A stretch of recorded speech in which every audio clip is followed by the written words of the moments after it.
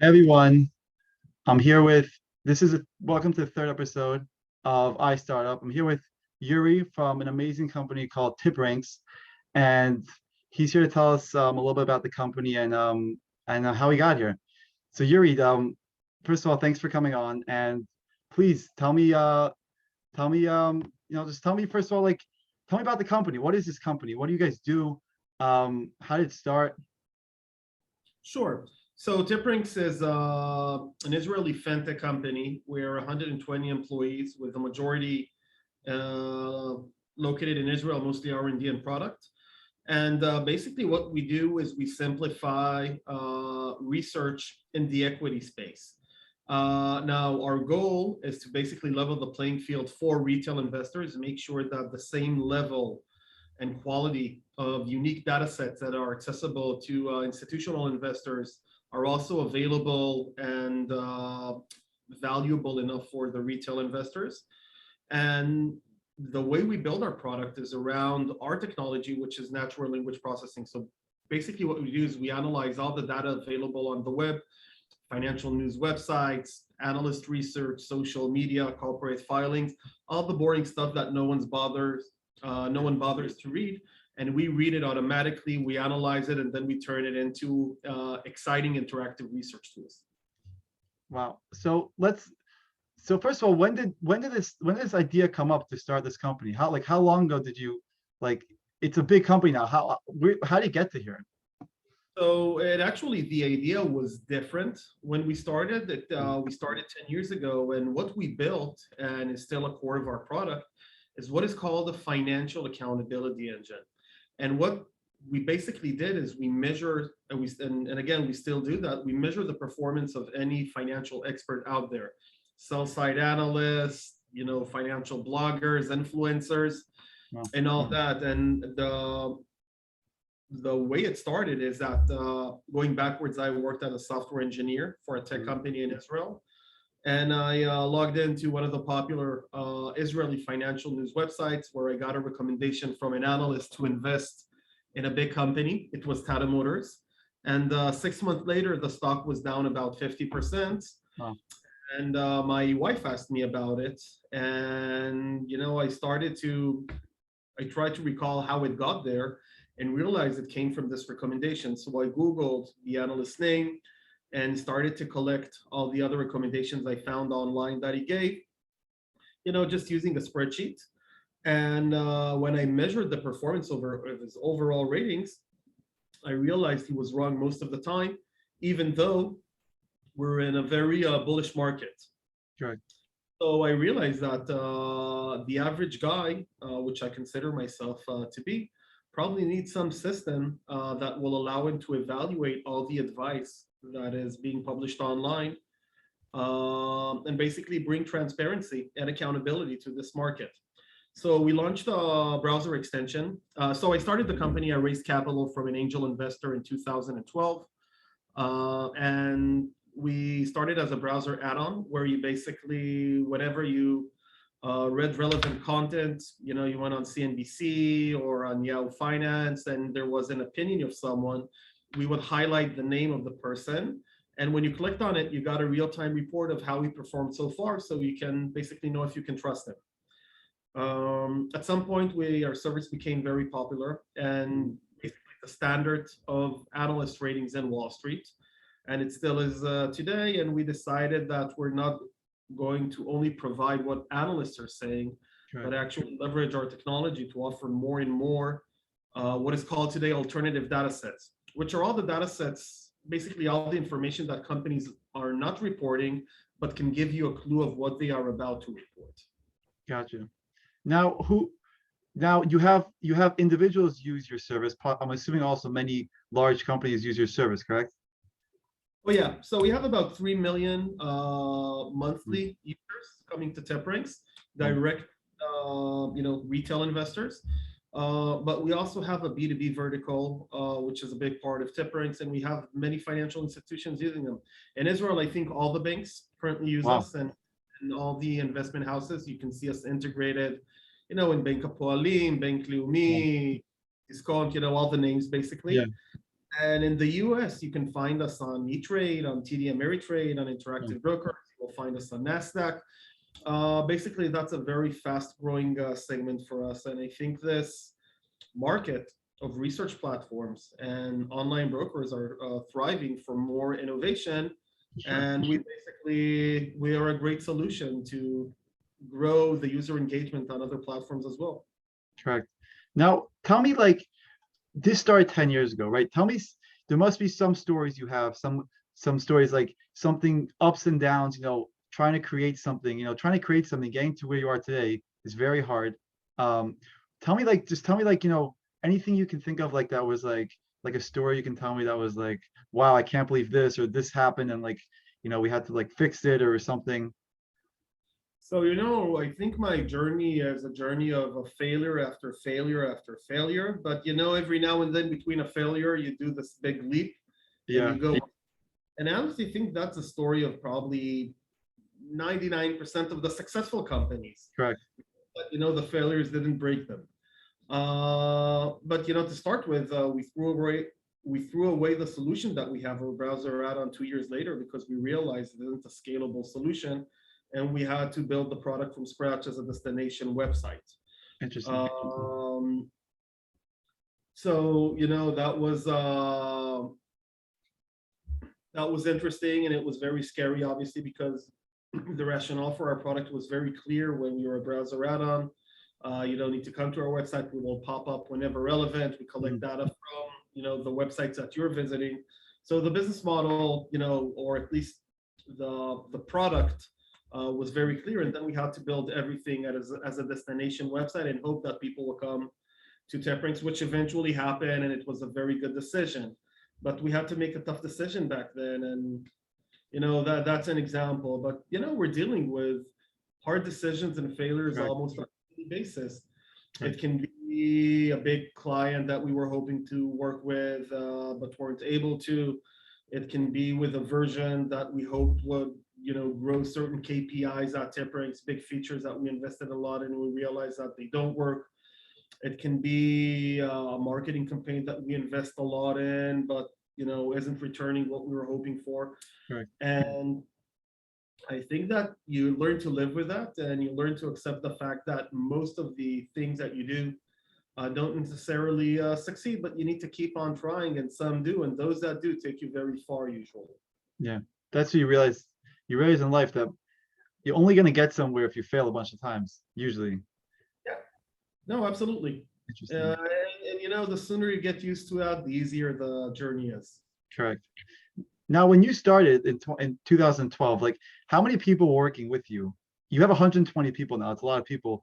Tell me, like, how the growth, like, so you started with you and someone else, or maybe it was just you? So the idea came from me. Yeah.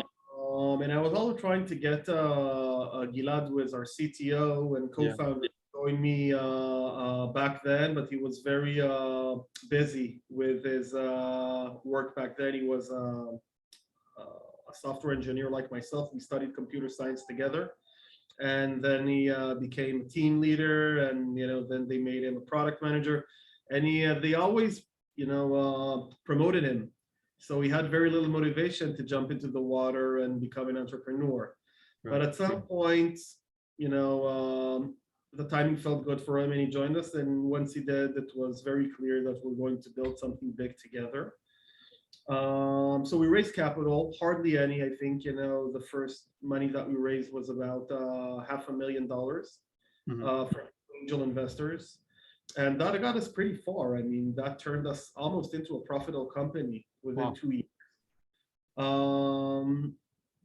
But again, the traction was very low. Also, there was hardly any fintech innovation. We're talking about 9 years ago, 10 years ago. Yeah. Like nobody knew what fintech even was. And by the way, most people still don't know. Like it's a very broad. But at some point, when our product was out, it was very cool, and we went to this big fintech event in San Francisco called Finovate, and it was a good success. And everybody voted that we were the best company in the event. Wow. And got us some visibility. So suddenly we started getting phone calls from financial institutions, other websites, and above the fact that it made us feel very good, we realized, how valuable the product is and can be, and it started opening a lot of doors for us. And about a year after, like I'm talking about the end of year two, we actually went out and did a round A. And even though we had to completely change the product, we call it a round A. Usually, when you pivot so early, it's just another seed. Yeah. And we were lucky enough to bring in Elliot Spitzer to join us as well. Now, as you know, Elliot, before he was governor, he was the attorney general in New York, and he was a very tough and important regulator for Wall Street. He was the one that wanted to bring accountability into the sell side world, and he separated between the sell side and the buy side. And so it was very, I thought about having him join the second I had the idea, because I realized I can solve his issue. Wow. Using technology. And so, we got back to Israel from this event, and we were about to go out for a company dinner. I think we were 6 employees. And I sent him an email. I got his email address and sent him a short pitch. And I never thought that he would get back to me. But a few hours later, I got back an email. Hey, this is very interesting. Let's meet in 2 days. Wow. And so I bought a ticket, went to New York, met him, and we showed a lot of interest. So he joined our round, and once he joined our round, we started getting a lot of media coverage. So we would go on CNBC once a quarter, on Squawk Box, or we were covered on the Wall Street Journal, the New York Times, all the big outlets in the U.S. And once we got that, we also started getting a lot of users. So PR, it's not a strategy. It's good to get you peaks of users, but since our engagement was pretty good and our retention was pretty good, it really helped us build a critical mass of early adopters. And once we had that, our product kind of became viral. Many of our users started to share insights from it. And at some point, we realized that the data that we're sitting on is so unique and interesting that we started using it to write our own content. And once we started writing content, a lot of the other websites, would take our content. And I think, that really helped us grow to the next level and become a brand with millions of monthly users. That's an amazing story. Well, getting him as in the funding, that probably changed the game for you. Oh yeah, because yeah. it validated who you were. And it was a dream come true. I think that was one of the points where you realize that everything is possible. You just need to hustle. Just gotta hustle. Yeah. And obviously it helped us to bring more investors. And it's kind of funny because a big part of my job as a CEO is to take care of funding. And as you probably know, raising capital is not a simple thing. It does become easier from round to round, but the truth is that after the first 3 years in the company, we never needed any funding. Like all the capital that we raised because we could have, and not because we had to. And so we're still sitting on most of the capital that we raised in the last few years. That's very interesting. Yeah. Now, what's it like running a company headquartered in Tel Aviv? It's the best place to run a company, if you ask me. Because to start with, people here are very talented. Correct. And the mentality is let's go and break some stuff. So people they want to come, they want to work hard, they want to have an impact, and the ecosystem here is very entrepreneurial. And you're surrounded with a lot of friends that either have companies or friends that had companies and then made exits, and there are a lot of friends that are investors. So you're basically living in. It's kind of like this entire the entire company is kind of like an accelerator. Like you have answers. You have access to many other CEOs. Mm-hmm. And I'm just looking out of the door now, out of the window as we're speaking, and I see like 5 companies that I know their CEO and I know them, and it's very easy to pick up the call and get advice. But there's also a lot of talented tech people in Israel, which makes it very simple. So, for instance, if I had to do the same in Sweden, who knows if I would find all these talented engineers that understand how to, analyze unstructured text with algorithms. Wow. So you're in the best place. Yeah, Israel is that's the place. It's the startup nation. Um, now, Stay like this. what are what so what so the company is at a really it's at a pretty high level. What do you think the next step is? What do you like? Do you see the company going in another direction, or do you see it expanding on what you guys already have? Or are you guys already big enough where you're like, I'm done? What are you thinking? So we're definitely not in a place that we think we're big enough. And the moment I feel that we're done is probably the moment that I will find myself a replacement. Correct. I think that our main focus. We have a few focuses for 2022 and probably for 2023 as well. The first one is globalization and localization. So we plan to get into more and more countries with our platform, meaning more languages, but also coverage of more markets.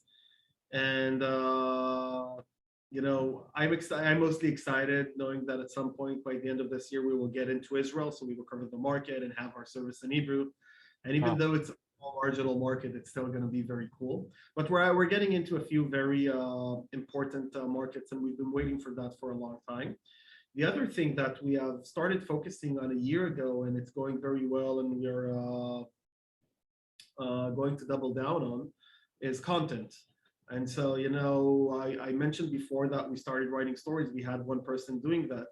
Now we have almost 30 employees working on stories, analysis, news, and all that. That's one. That's one vertical. The other one is videos. So we started a YouTube channel last year, and it became pretty successful. And so we're creating more videos now, including original content around trends in Wall Street. And we're basically going out with a low-cost version at some point for a service that would be more interesting for millennials. So these are the two main things that we're focused on. We're also actively looking at potential acquisitions in our space. So it's kind of a busy time. It's amazing. Now let's say the media, the YouTube channel, is this like what would be on the YouTube channel? It would be to explain how to invest, or would it be to like you guys explain different companies, where do you think they're going, or So everything? I see it as a fusion between CNBC and TikTok. We're talking about short videos,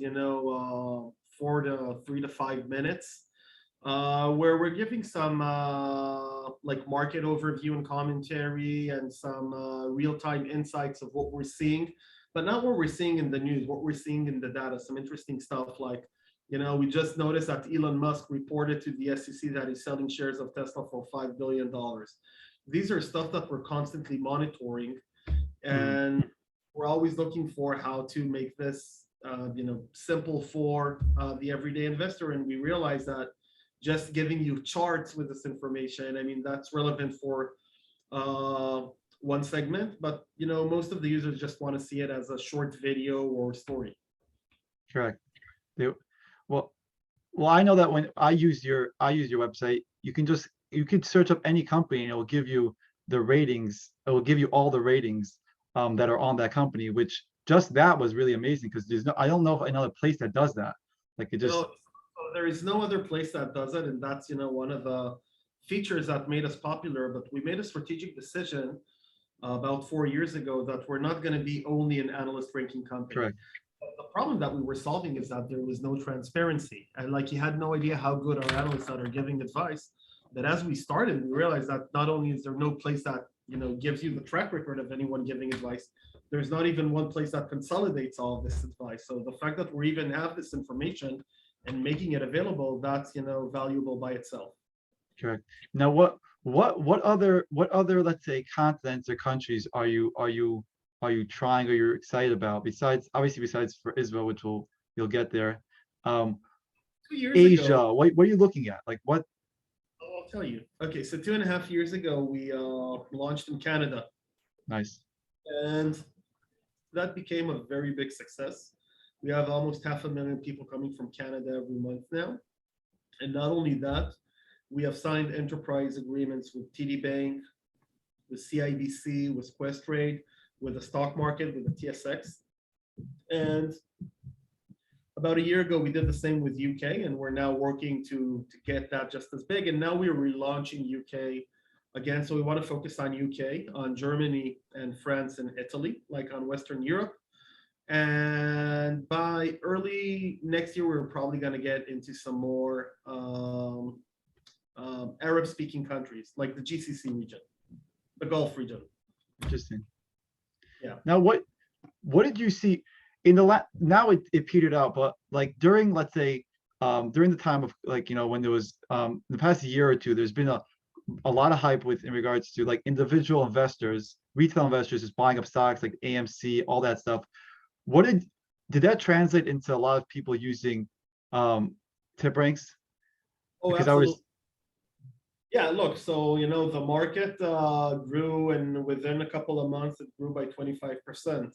Correct. The amount of portfolios in the US went from 50 to 60 million. And people didn't have any sport to bet on, and people were sitting home and speculating and spending time on social media. And so that had a very strong impact on the capital markets, which created the huge bubble, that we're now that it's now pretty obvious it was a bubble, because we see how prices went down significantly. Correct. So that was one thing. So we did see that. It did, after the AMC, the GameStop, the meme frenzy, Yeah. it moved to crypto. Correct. And I think it kind of calmed down. Like, we don't see the same excitement that there was about 2 years ago. Yeah. Still much more than pre-COVID, but not as much. Just like other companies are experiencing this.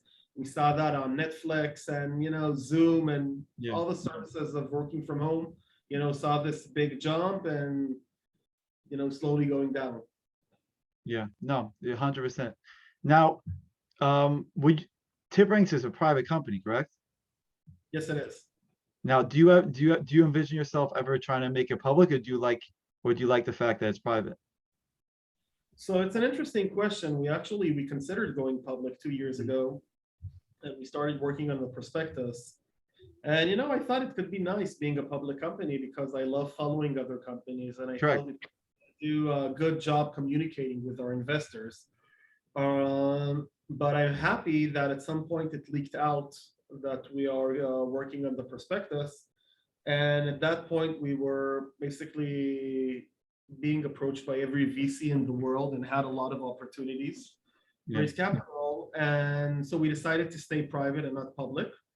And the valuations were very hefty. But seeing what happened now to all the companies that went public, I couldn't be happier. Correct. Like, the thing that I'm grateful for every day is that we didn't go public. Well, yeah, because now you have control of your company. No one else does. Well, first of all, it's very exciting to see where the company is going, because we know that there's so many places it can go. There's so many countries, so many continents. You really want to build, to be the Bloomberg for the average Joe, and that takes a lot.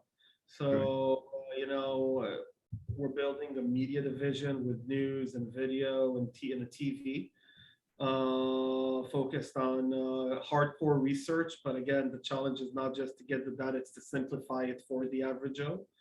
And it's a journey. And, if you ask me, we're at the beginning of the journey. We're not anywhere near the end of it. Wow, that's very interesting. Yeah, I don't see why it wouldn't work in any developed country.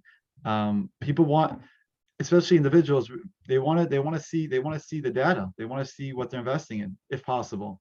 And that's what you guys offer. So that's very, yeah. We offer transparency, and it seems like